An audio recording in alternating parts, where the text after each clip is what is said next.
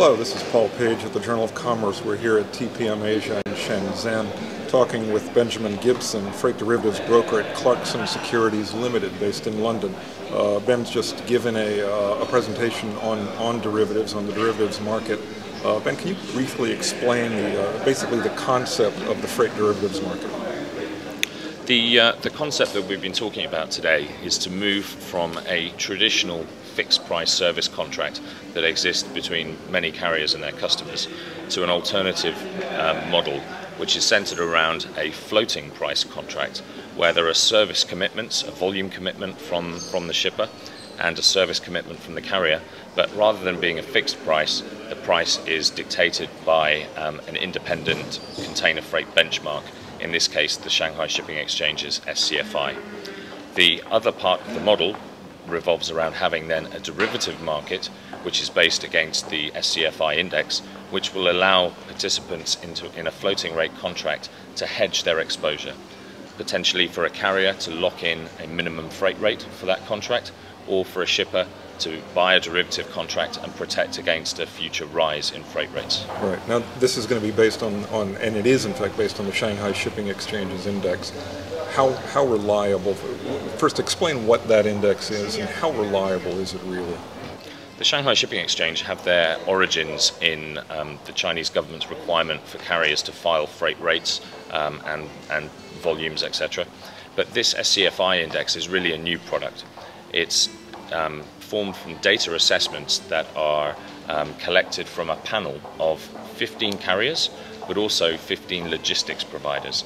And that's a key element, so you get input from both supply and demand side users. The output of the index is a weekly comprehensive index and also 15 routes that are priced in US dollars per TEU. So the first time we have a spot market benchmark that can be priced in dollars per TEU. The question of reliability is a very good one, and it's one that we get a lot from clients.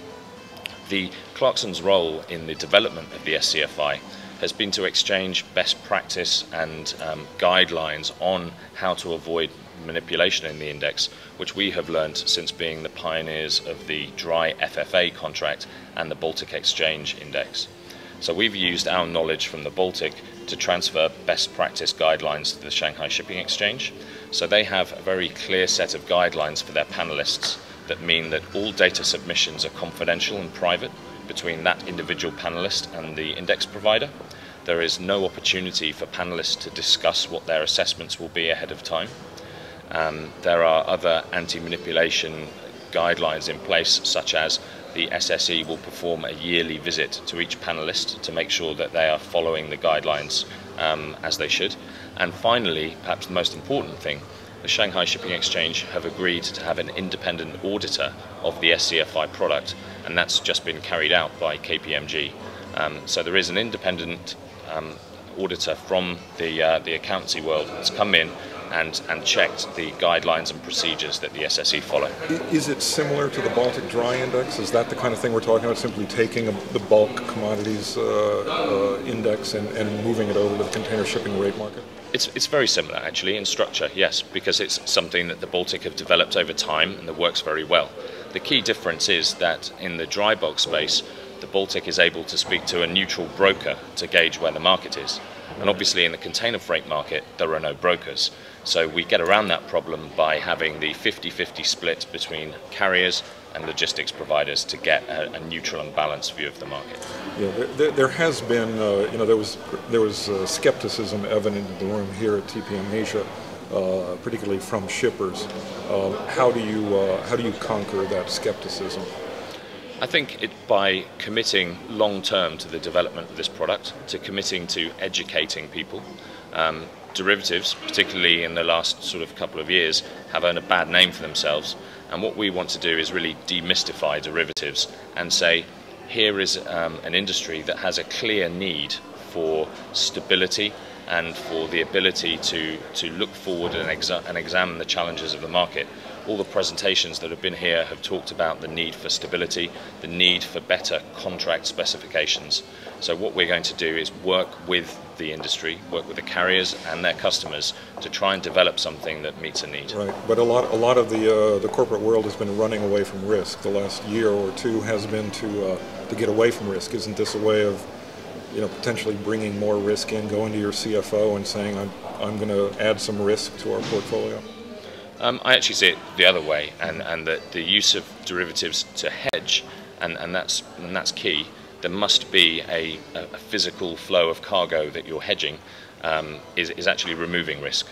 At the moment, the risk exists if you're a shipper and you form a fixed price service contract with a carrier. The risk exists that the market will rise and a carrier will add surcharges to that fixed price in order for you to guarantee your space.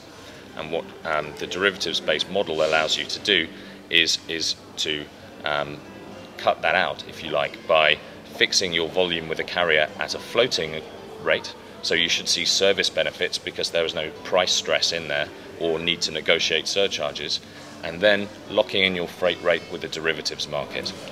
You mentioned surcharges. That's one of the questions I forgot to ask in the session. How do surcharges figure into this?